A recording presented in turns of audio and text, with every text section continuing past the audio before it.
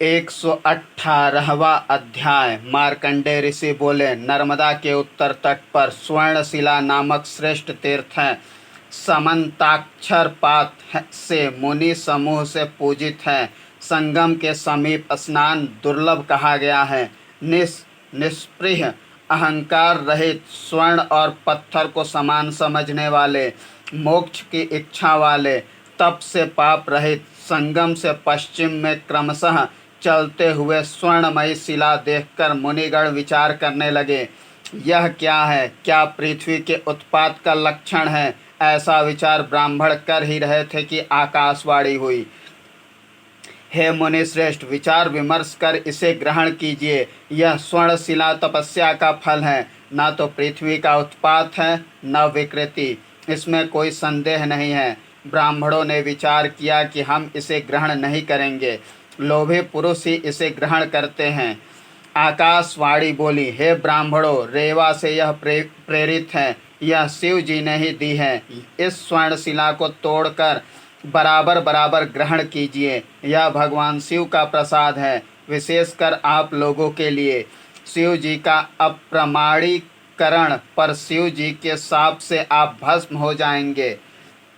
मुनि बोले, हे वाणी, व्यर्थ प्रलाप करने से क्या? साधु पुरुष एक बार बोलते हैं, स्वर्ण से दूर ही अच्छा है। मार्कंडेय ऋषि बोले, हे नृप श्रेष्ठ, मुनियों के निश्चय को जानकर भगवान शिव प्रकट हुए और वह शिला लुप्त हो गई। भगवान महेश्वर ने प्रकट होकर कहा, तृष्णा रहित मुनियों, आप धन्य हैं। आपकी परीक्षा के लिए ही मैंने स्वर्णशिला बनाई। मैं आप लोगों पर प्रसन्न हूँ, वरदान मांगिए।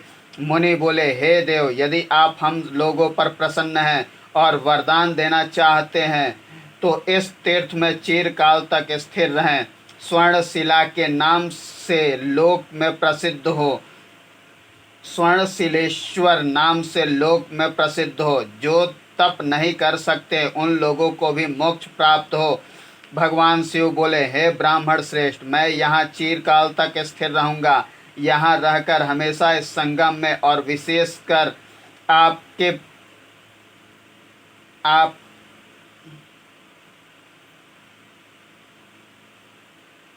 यहाँ रहकर हमेशा इस संगम में और विशेषकर आप अगाध प्रेम से आपके समीप भी रहूँगा। स्वर्णशिलेश्वर तीर्थ में आप तप करके आप लोग मुक्ति पाएंगे। बुद्धिमान मनुष्य यहाँ ध्यान कर मोक्ष प्राप्त करेंगे। ऐसा कहकर भगवान अंतर ध्यान हो गए। मार्कंडेय ऋषि बोले, तब से यह तीर्थ स्वर्णशिलेश्वर नाम से प्रसिद्ध है और स्वर्णशिला के स्थान पर भगवान महेश्वर पिंडी हो गए। इस तीर्थ में जो स्नान कर भगवान शिव की आराधना करते हैं, सूर्य को प्रणाम कर हवन करते हैं, बिल्लो पत्र श्रीफल से हवन करते हैं, हे देवाधिदेव महेश्वर, व्याधि मृत्यु को नष्ट करने वाले ब्राह्मणों को स्वर्ण दान करे। इसका विमल फल प्राप्त होता है। यहाँ पर स्वर्ण दान करने से सभी अभिष्टों की प्राप्ति होती है और रुद्र का अनुचर होकर शिव लोक को पाता है। मृत्यु लोक में जन्म लेकर धन धान्य यश सौभाग्य और चरायु पाता है। मार्कंडेय ऋषि बोले, इसके पश्चात अंबिकेश्वर तीर्थ है। काशी नरेश की पुत्री अंबिका थी। उन्होंने यहाँ पति प्राप्ति के लिए तप किया। अंबिका ने भगवान महेश्वर की आराधना की, उससे भगवान शिव प्रसन्न हुए। इस तीर्थ के प्रभाव से अंबिका की इच्छा पूर्ति हुई। तब से यह तीर्थ अंबिकेश्वर नाम से प्रसिद्ध हुआ। यहाँ स्नान कर शिवलिंग की आराधना कर तिलोदक से तर्पण करता है, उसकी सभी इच्छाएं पूर्ण होती है, स्वर्गलोक की प्राप्ति होती है। करंज मुनि ने करंजेश्वर की स्थापना की। यहाँ पर भी स्नान दान करने से अक्षय पुण्य और शिवलोक की प्राप्ति होती है। मार्कंडेय ऋषि बोले, हे युधिष्ठिर, इसके बाद अंबिकेश्वर से 1 कोस दूर करंजेश्वर पर जाना चाहिए, जहाँ पर करंज मुनि ने शिव की तपस्या की थी।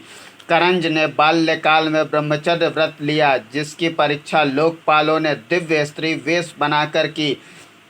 वसुओं और जनक से करंज की मित्रता थी। ये सर्वमित्र अंगिरा के कुल में उत्पन्न हुए थे। युधिष्ठिर जी बोले, जो आपने बताया उसकी गाथा सुनाने की कृपा करे। मार्कंडेय ऋषि बोले, पूर्व में मेधातिथि के पुत्र भागल हुए। उन्होंने अपने कर को वश में कर जीत लिया था, जिससे उनका नाम करंज हुआ। मनुष्य हाथ से ही पुण्य और पाप करता है। पुण्य से अच्छा फल और पाप से बुरा फल मिलता है। मन ही हाथ को प्रेरित करता है। यदि कर्ता न हो तो कर्म कैसा हो। कर्म से ही बंध होता है। अतः मनुष्य को समीक्षाकारी होना चाहिए। जो कर को जीते वही करंज है और कोई नहीं। हे राजन, ये वही मुनि है जिनकी गाथा प्रसिद्ध हुई। उन्होंने ही करंजेश्वर की स्थापना की थी। इस स्थान पर जाकर संयम उपवास पूर्वक स्नान कर, पितरों का तर्पण कर, शिव का पूजन करे, शक्ति से दान दे, सोना चांदी मोती पादुका छत्र सैया रजाई आदि देने का कोटि गुना फल होता है। 119वां अध्याय। मार्कंडेय ऋषि बोले, करंजेश्वर तीर्थ से आगे श्रेष्ठ भरतेश्वर तीर्थ है। दुष्यंत पुत्र भरत ने यहाँ तपस्या कर शिवलिंग की स्थापना की। महादेव संतुष्ट हुए और भरत चक्रवर्ती राजा यह तीर्थ आयु सुख संतान वर्धक है।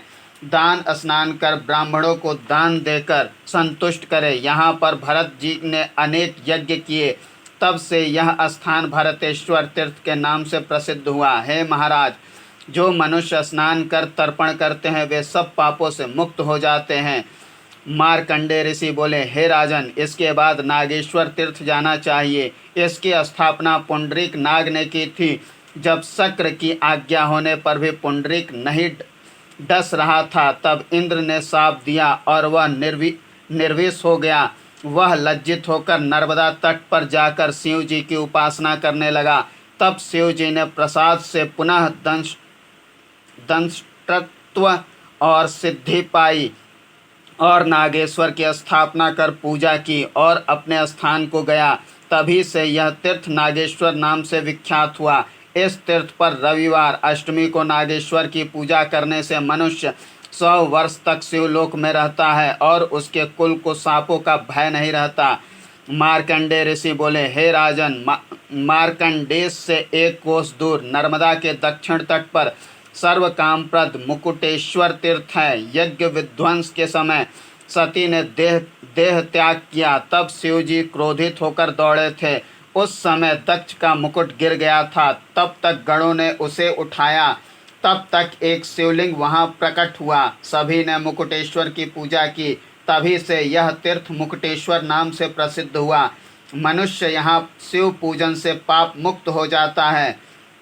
हे महाराज, करंजेश्वर तीर्थ से 2 कोस धनुष की दूरी पर रेवा के उत्तर तट पर सर्व सौभाग्यदायिनी देवी का सौभाग्य सुंदरी तीर्थ है।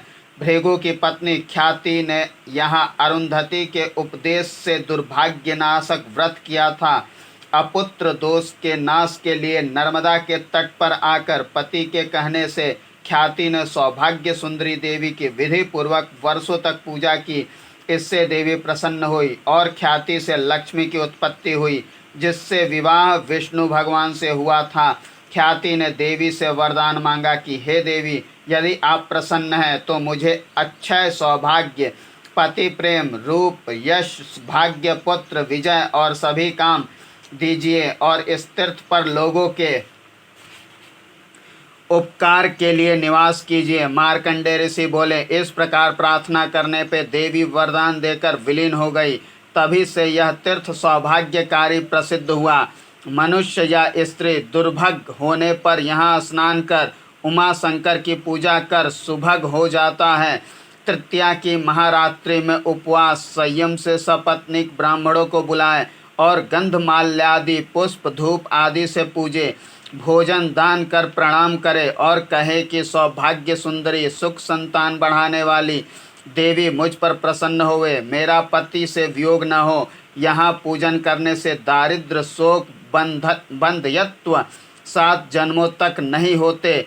मूर्ख भी विद्वान हो जाता है। यहाँ देह त्याग करने से स्वर्ग मिलता है। ब्राह्मण दंपत्ति में उमा और शंकर की कल्पना कर वस्त्र, पुष्प, गंध, धूप, कंठ, सूत्र, कुमकुम विलेपन करे और फिर शिव पार्वती का ध्यान कर कंकड़ कंकड़, कर्ण पुष्प, काजल, कटक, सप्तधान्य, भोज्य आदि का दान करे तो वह शिव लोक पाता है। पुत्रहीन को पुत्र, निर्धन को धन और मुमुक्षु को मोक्ष, निर्बल को बल प्राप्त होता है। 120वां अध्याय। मार्कंडेय ऋषि बोले, इसके बाद सौभाग्य सुंदरी तीर्थ से 600 कदम की दूरी पर 21 पीढ़ियों तक का दारिद्र नाश करने वाला उत्तम धनदेश्वर तीर्थ है। लोक में यह भांडागारिक तीर्थ के नाम से भी प्रसिद्ध है। यहाँ पर धनद ने तप करके ब्रह्मा जी को प्रसन्न किया। उनकी कृपा से पुष्पक विमान, कुबेर पद, अलकापुरी का राज्य प्राप्त किया। इस तीर्थ में जाकर मनुष्य स्वर्ण, रजत या अपनी शक्ति से ब्राह्मणों को दान करता है, वह शिव लोक को प्राप्त करता है। धनदेश्वर की आराधना करने से कभी धन का नाश नहीं होता, पितृगण को तिलोदक से तृप्त करता है तथा शिव जी की नगरी में निवास करने से पितृलोक को जाता है। मार्कंडेय ऋषि बोले, इसके बाद धनदेश्वर तीर्थ से उत्तर में नर्मदा तट पर सब पापों को हरण करने वाला तीनों लोकों में प्रसिद्ध रोहिणीश्वर तीर्थ है। युधिष्ठिर जी ने पूछा, हे मुनि श्रेष्ठ, रोहिणी कौन थी और वह यहाँ तीर्थ में क्यों आई, यह सब मुझे कहिए। मार्कंडेय ऋषि बोले, प्राचीन समय में 27 दक्ष कन्याएं थी। ये सब चंद्र की पत्नियां थी। इनमें रोहिणी भी थी। दुखी रोहिणी से चंद्रमा प्रेम नहीं करता था। किसी समय उसने नारद जी से पूछा, हे नारद, आप विश्व वंद्य हैं, तीर्थ दान व्रत का उपाय कहिए जिससे मुझे पति प्राप्त हो। नारद जी बोले, हे रोहिणी, भवानी एवं शिव की आराधना कीजिए, आपका कल्याण हो। ऐसा कहकर नारद जी चले गए। मार्कंडेय ऋषि बोले, रोहिणी ने नर्मदा तट पर आकर तपस्या की, शिव और गौरी की स्थापना की। तपस्या से प्रसन्न होकर उमा शिव जी प्रकट हुए। उन्होंने वरदान मांगने को कहा। गौरी बोली, हम आप पर प्रसन्न हैं, अभिष्ट वर मांग लो। रोहिणी बोली, हे देवी, यदि आप मुझ पर प्रसन्न हैं तो यह वरदान दीजिए कि सभी चंद्र पत्नियों में मुख्य एवं चंद्र की प्रिय होकर रहूं। मार्कंडेय ऋषि बोले, ऐसा ही हो। ऐसा कहकर भगवान शिव और भवानी अंतर ध्यान हो गए। रोहिणी भी वरदान पाकर प्रसन्न होकर शिव पार्वती की पूजा कर घर चली गई। तभी से इस तीर्थ का नाम रोहिणी तीर्थ हुआ। जो नर नारी रोहिणेश्वर की भक्ति पूजा करते हैं उन दंपतियों में महान प्रेम होता है और पत्नी अपने पति की प्रियतमा हो जाती है। यहाँ पर पितरों को तर्पण कर ब्राह्मणों को भोजन कराने से पितरों को तृप्ति होती है और स्वर्ग मिलता है। मार्कंडेय ऋषि बोले, इसके बाद रोहिणी तीर्थ से 300 कदम की दूरी पर चक्र तीर्थ है, जो सेनापुर के नाम से भी प्रसिद्ध है। अभिषेक करने के लिए और दानवों के वध के लिए विष्णु ने महासेन स्कंद को बुलाया और ब्राह्मणों की विधि पूर्वक पूजा की और वीणा आदि वाद्य बजवाए। वहाँ रुरु नाम का दानव था, उसके साथ विष्णु का युद्ध हुआ। तब अंत में श्री कृष्ण ने अत्यंत तेज धार वाला चक्र फेंका। इसे देखकर षडानन स्थान छोड़कर तप करने चले गए। कृष्ण ने चक्र से दानव के 2 भाग कर दिए। तब से यह तीर्थ चक्र तीर्थ नाम से प्रसिद्ध है। यह भी सब पापों को नष्ट करने वाला है। यहाँ स्नान, दान, ब्राह्मण पूजन से पुंडरीक यज्ञ का फल मिलता है। यहाँ पर विप्र को भोजन कराने से 1 करोड़ ब्राह्मण भोज का फल मिलता है। प्राण त्याग से विष्णु लोक मिलता है और पुनः उत्तम कुल में जन्म मिलता है। 121वां अध्याय। मार्कंडेय ऋषि बोले, चक्र तीर्थ से आगे श्रेष्ठ सभी इच्छाओं की पूर्ति करने वाला उत्तरेश्वर तीर्थ है। कार्य के प्रारंभ में कृष्ण ने शिव जी के सामने स्कंद का अभिषेक कर उनकी स्थापना की। भगवान विष्णु बोले, हे गुह, सिद्धिप्रद इस शिवलिंग की अर्चना कर अपने उत्तम कार्यों में लीन हो जाए। मार्कंडेय ऋषि बोले, चूंकि उत्तर कार्यों के लिए ऐसा कहा था, तब उन्होंने शिव की अर्चना के पश्चात दैत्यों के नाश के लिए कार्य प्रारंभ किया। गुह सेनापति के नेतृत्व में विष्णु की शक्ति से युक्त होकर सब योद्धा दैत्य नाश के लिए स्थित हो गए। तभी से यह उत्तर तीर्थ या उत्तरेश्वर नाम से प्रसिद्ध हुआ।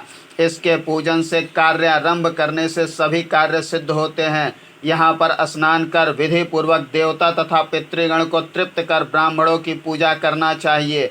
इससे पितृगण को अक्षय तृप्ति प्राप्त होती है। मार्कंडेय ऋषि बोले, उत्तरेश्वर तीर्थ से 3 से अधिक कोस की दूरी पर सब देवताओं से प्रतिष्ठित भोगेश्वर तीर्थ है। यह सब कामनाओं को पूर्ण करने वाला है। यहाँ पर भगवान शिव ने गुह को देवों का सेनापतित्व और ऐश्वर्य प्रदान किया था। तब भगवान शिव की भोगेश्वर नाम से देवताओं ने पूजा की। सभी देवताओं ने अनेक भोग स्कंद को प्रदान किए। तब से यह तीर्थ भोगेश्वर नाम से प्रसिद्ध हुआ। इस तीर्थ क्षेत्र में स्नान कर यथाविधि शिव की पूजा करने से मनुष्य दिव्य लोक को प्राप्त कर उत्तम भोगों को प्राप्त करता है। यहाँ पर दीपदान करने से मनुष्य तेजस्वी होता है। मार्कंडेय ऋषि बोले, इसके पश्चात केदार नामक उत्तम तीर्थ है। प्राचीन समय में भैंस रूप दैत्य ने पत्नी सहित हिमाद्री तट पर रहने वाले भगवान शिव का अपहरण कर लिया।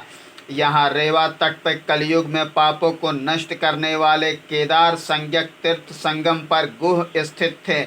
यहाँ स्कंद ने दैत्य का वध किया। तब से केदारेश्वर प्रसिद्ध हुआ।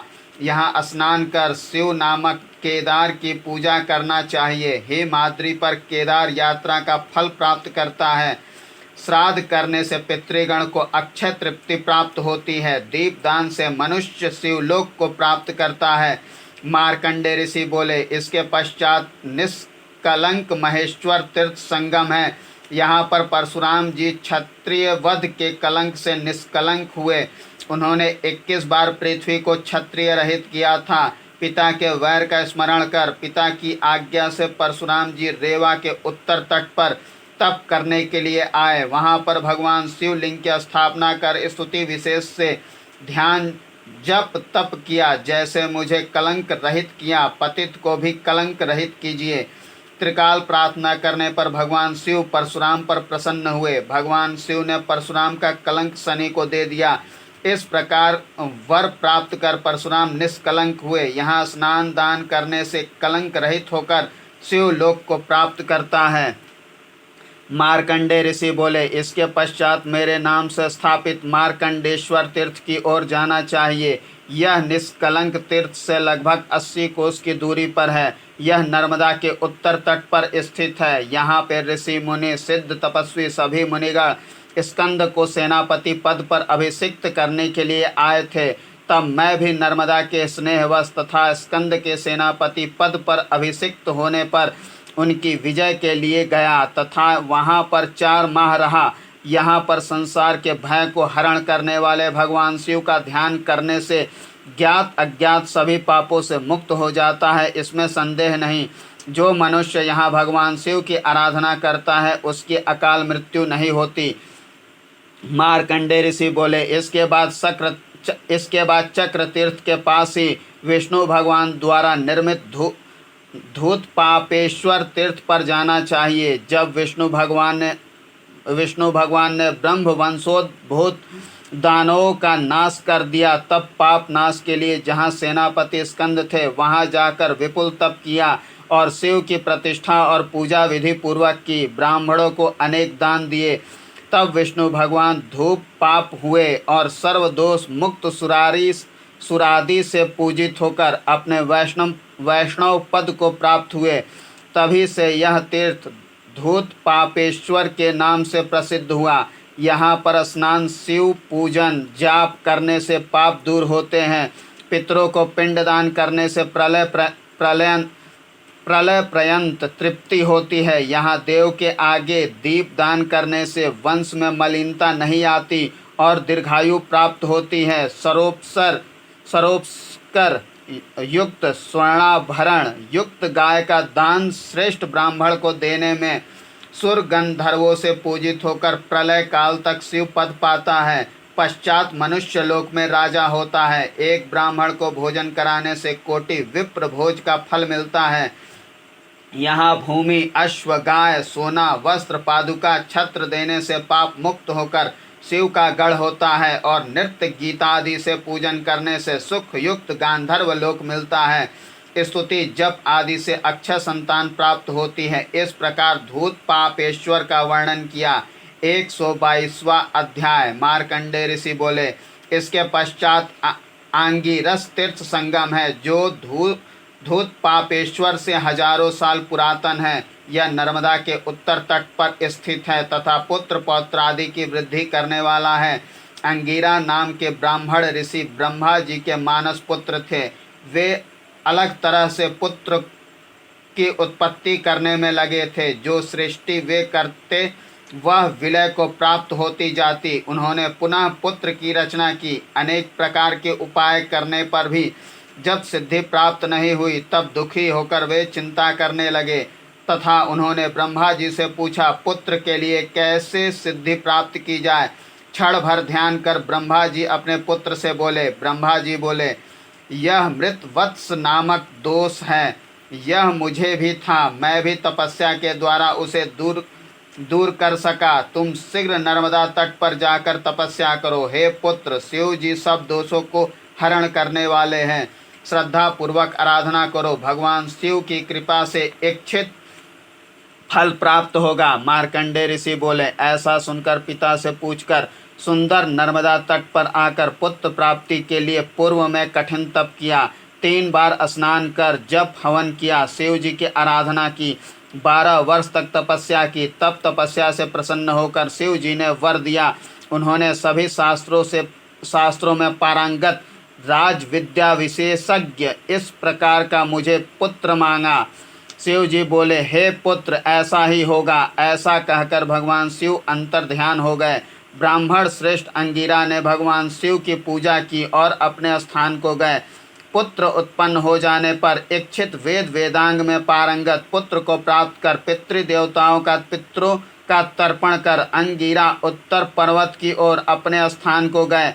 तब से अंगिरेश्वर तीर्थ प्रसिद्ध है। यहाँ पूजन करने से उपुत्र को पुत्र, कन्या को पति, निर्धन को धन का लाभ होता है। यहाँ माघ और चैत्र में अष्टमी चतुर्दशी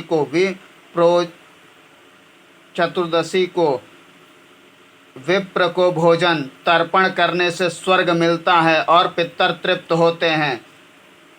मार्कंडेय ऋषि बोले, हे राजन, इसके बाद कोटेश्वर तीर्थ जाना चाहिए जो अंगिरस तीर्थ से पूरे 300 कदम की दूरी पर है। स्कंद के अभिषेक के समय करोड़ों मुनि महोत्सव देखने आए थे।